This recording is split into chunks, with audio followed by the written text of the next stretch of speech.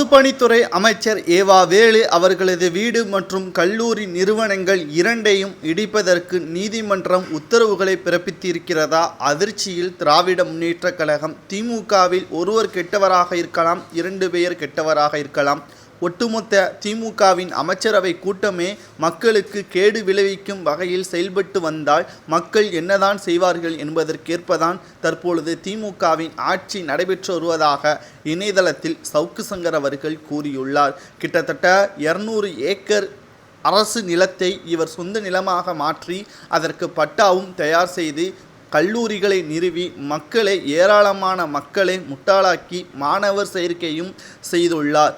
இதன் மீது வழக்கு தொடர்ந்து தற்பொழுது ஏவா வேலு அவர்கள் இதற்கு பதிலளிப்பதற்கான 3 நாட்களும் அவகாசமும் நீதிமன்றம் கொடுத்துள்ளது. ஆனால் தற்பொழுது வரை எந்த ஒரு ஆவணங்களும் சரியான முறையில் பயன்படுத்தாத காரணத்தினால் வீடு மற்றும் கல்லூரி நிறுவனங்கள் இரண்டையும் இடிப்பதற்கான ஏற்பாடுகளை நீதிமன்றம் கொடுக்க உள்ளதாகவும் அதிர்ச்சியான தகவல் தற்பொழுது வெளியாகியிருக்கிறது. ஆரம்ப காலகட்டத்தில் பஸ் கண்டக்டராக இருந்த ஏவா வேலு அவர்கள் தற்பொழுது மிகப்பெரிய ஒரு செல்வந்தராக மாறியதற்கு என்ன காரணம்? அரசியலுக்கு வந்தால் மக்களுக்கு நன்மை செய்ய வேண்டும், பொது சேவை செய்வதற்காகத்தான் அரசியல் என்ற ஒரு நோக்கமே இருக்கிறது. ஆனால் இவர்கள் குடும்ப சொத்துக்களை பயன்படுத்துவதற்கும் குடும்ப சொத்துக்களை பெருக்குவதற்கும் தனது குடும்ப சொத்துக்களை பெருக்கியதற்கு போகத்தான் மக்களுக்கு தேர்தல் நேரத்தில் சிறு உதவிகள் செய்து மீண்டும் ஆட்சி அதிகாரங்களை பயன்படுத்திவிடலாம் என்ற ஆணவத்தோடு இவர்கள் இருப்பதற்கு உங்களது கருத்துக்களை கமெண்ட் வாயிலாக கூறுங்கள். தேர்தல் ஆணையமும் சரி, நீதிமன்றமும் சரி, இத்தகைய வேட்பாளர்களை மீண்டும் தேர்தலில் போட்டியிடாதவாறு செய்தால்தான் நிச்சயமாக மீண்டும் இது போன்ற தவறு செய்தவர்கள் ஆட்சி அதிகாரங்களை கைப்பற்ற முடியாத அளவிற்கு மக்கள் மாறுவார்கள், வேட்பாளர்கள் மாறுவார்கள் என்பதற்கேற்ப புதிய சட்டம் ஒன்று அமல்படுத்த வேண்டும் என்று பல்வேறு அரசியல் கட்சி தலைவர்களுக்கு எதிராக பொதுமக்கள்கள் கோரிக்கையும் வைத்திருக்கிறார்கள்.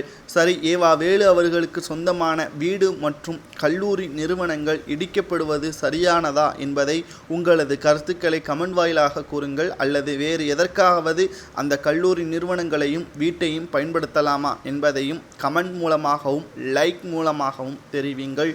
தற்பொழுது ஏவா வேலு அவர்கள் தான் நிரபராதி, அது என்னுடைய சொத்துக்கள் என்பதற்கேற்ப வாதங்களும் நடைபெற்று வருகிறது. ஆனால் இறுதி தீர்ப்பின் பொழுது நிச்சயமாக கல்லூரி நிறுவனங்களையும் வீட்டையும் இடிப்பதற்கான தீர்ப்புதான் வருவதாக வழக்கறிஞர் தரப்பிலிருந்து தகவல்கள் வெளியாகி இருப்பது திமுகவின் அமைச்சரவை கூட்டங்களுக்கு அதிர்ச்சியை ஏற்படுத்தி இருக்கிறது. இந்த தீர்ப்பு சரியானதா என்றால் மறக்காம நமது வீடியோவிற்கு லைக் பண்ணுங்க. நன்றி, வணக்கம்.